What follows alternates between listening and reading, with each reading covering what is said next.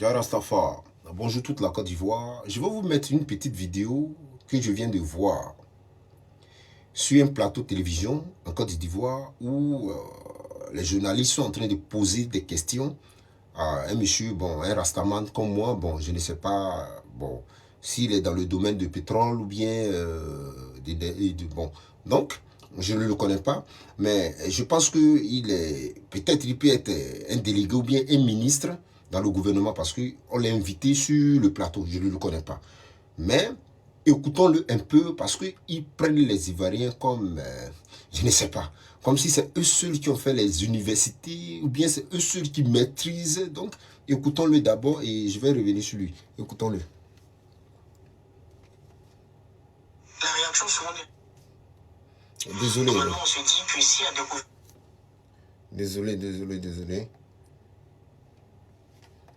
Désolé. Attends, je mets la vidéo. De ce genre, ça va pouvoir impacter qualitativement la vie des Ivoiriens. En 2021, on faisait la découverte du gisement baleine qui était estimé à 2,5 milliards de barils et 3300 milliards de gaz. Et en 2021, le litre de l'essence était à 615 francs. 5 ans après la découverte du gisement baleine, on a une autre découverte encore estimée à 1,4 milliard de barils de pétrole. Donc aujourd'hui, on a l'équivalent. En 2026, le litre de l'essence est à 820 francs.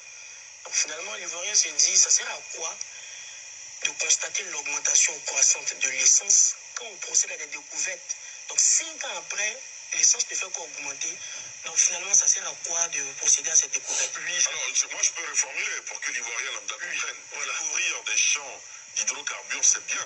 Mais à partir de quel moment l'Ivoirien lambda va en profiter? À partir de quel moment le carburant, le litre du carburant sera à 100 francs CFA? Bon, il faut comprendre que l'Ivoirien commence déjà à en profiter. Hein. Comment? Je vais vous le dire. Parce que le pétrole brut, quand je dis pétrole brut, gaz brut et tout ça, ça ne sert pas qu'à faire du carburant. Vous savez, quand déjà on est en train de parler de 1,4 milliard de pétrole équivalent, voyez, on ne dit pas pétrole brut, parce que c'est du gaz.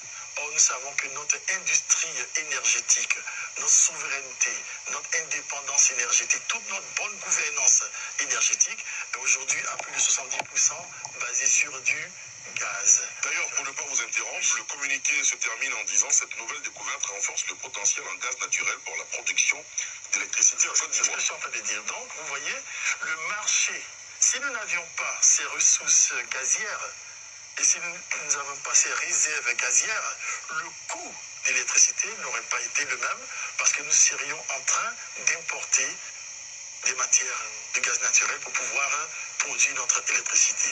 Donc quand vous voyez le prix qui stagne de manière relative, il ne faut pas voir que le carburant. Et puis d'ailleurs, le carburant en lui-même, ce n'est pas le même marché. Le pétrole brut, ça dépend du marché des produits bruts. Ça, c'est le Brent, le marché de Brent, le marché de WTI aux États-Unis. Voilà, c'est le marché brut, qui n'a absolument rien à voir avec le marché des produits finis. Parce que pour passer du brut, il faut raffiner pour avoir des produits finis. C'est des choses différentes. D'ailleurs, le mot raffinage, si vous voulez comprendre ce que c'est en fait le mot raffinage, c'est en fait, dans le pétrole brut, on ne crée pas le gasoil. On ne crée pas l'essence, ça ne se crée pas. Tout est déjà, on dit le pétrole brut. Ça veut dire que tout est déjà dedans. Donc le but du raffinage, c'est quoi? C'est de placer ces matières-là par affinité. Tout ce qui ressemble à l'essence, on le met ensemble. Tout ce qui ressemble au gasoil, on le met ensemble. Tout ce qui ressemble à l'huile, on le met ensemble. Donc c'est rangé par affinité. Donc quand on est le raffinage pétrolier, ce n'est pas le raffinage dans l'essence, on est en train de raffiner de l'huile qu'on va manger pour un compte. Non, c'est pas ça.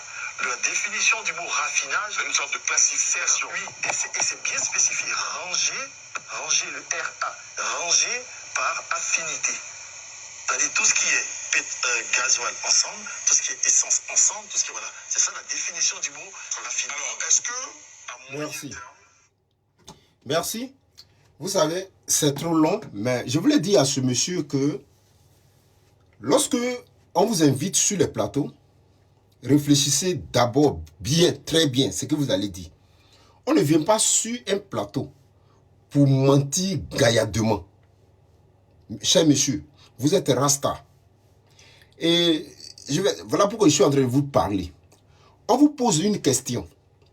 Que tous les découverts des jugements barriques, tout ce qu'on voit, comment on appelle, le pétrole en Côte d'Ivoire, qui est dans la main des Italiens, des Canadiens, et tu dis que nous sommes indépendants en quoi?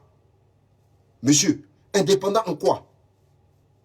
Tu produis, toi-même tu produis ton pétrole, le pétrole sur la terre de la Côte d'Ivoire, et tu dis on est indépendant, et dans tout. On te pose une question. Depuis 2000, combien? 2001, on découvre des barriques du pétrole en Côte d'Ivoire. Et le carburant augmente. Aujourd'hui, nous sommes en 2026. Le litre de carburant à 800. Qu'est-ce que tu en parles? Et tu dis que les Ivoiriens en profitent. Et tu rentres même dans l'électricité. Comme si les Ivoiriens... oh, ouais. Rastafari. Que les Ivoiriens en profitent. Parce que le pétrole, ce n'est pas moi qui le dis, c'est vous. Que le pétrole est dans l'électricité. Donc aujourd'hui, les Ivoiriens en profitent. L'électricité, le kilowatt d'électricité, c'est à 5 francs. Ou bien même c'est à 10 francs. Arrêtez, vous mentez et vous-même, même les jeunes qui sont sur ce plateau, vous regardent. Normalement, s'ils avaient l'opportunité de te dire que lève-toi, quitte sur ce plateau, ils devaient te chasser. Parce que tu es en train d'insulter toute la Côte d'Ivoire.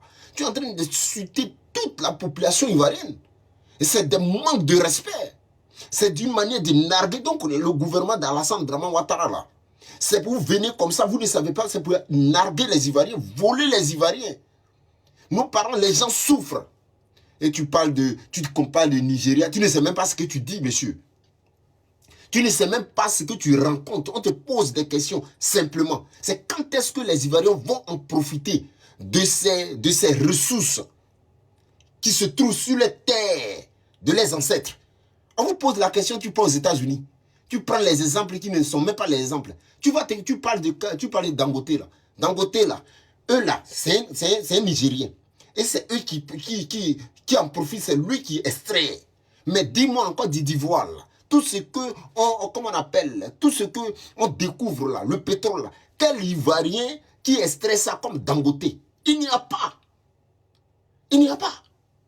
Quel Ivoirien qui extrait son pétrole sur la terre de ses ancêtres? Ce n'est pas parce qu'ils n'ont pas l'opportunité, ce n'est pas parce qu'ils n'ont pas, cette qualification de le faire, mais ils n'ont pas l'opportunité parce que vous avez vendu tout aux Blancs. Vous avez vendu tout à l'Occident. Tout ce que les Ivoiriens ont la capacité de gérer leurs biens, de le faire. Mais est-ce qu'aujourd'hui, l'Ivoirien peut extraire le pétrole? L'Ivoirien peut extraire même l'or, diamant. Il ne peut pas. Tout, vous avez vendu ça dans les mains des Occidentaux. Le président Alassane Draman Ouattara a vendu tout dans les mains des gens. Le jugement, ils ont découvert ici, tout dernièrement. Aujourd'hui, ça est dans la main des Italiens, les Canadiens. Et les Ivoiriens souffrent. Voilà les stamps Zézé. Voilà les stamps Zézé, monsieur Zézé. Voilà, ils sont pleins. Qui ont l'opportunité, la capacité de faire des choses. Voilà pourquoi les étrangers, les Ivoiriens, même ils n'ont pas l'opportunité d'extraire, de travailler sur les sols. Ils sont obligés d'aller dans les autres pays pour investir. Parce que vous les empêchez, les rieneux, vous n'avez aucun diplôme, vous n'avez rien, vous êtes seulement sur les plateaux, vous insultez la population, vous n'avez rien comme agrégation. Vous faites tout parce que c'est connaissance. Parce que la rébellion, vous avez tout pris pour faire la rébellion. Donc on vous récompense. On vous met sur les postes que vous ne maîtrisez même pas. Vous êtes sur les postes que vous ne maîtrisez pas. Que ça soit de A jusqu'à B. Personne. Regardez le ministère de l'éducation. Nos enfants, même un enfant de CP1, un enfant de de la terminale ne peut pas faire une introduction. Il ne peut pas écrire une lettre. Il ne peut même pas écrire une lettre en notre temps ici. C'est du n'importe quoi. Arrêtez un peu. C'était le fils de Laurent Gbagbo depuis sa position lors du combat contre l'injustice. One love you guys. Ciao. Bye. On te pose la question.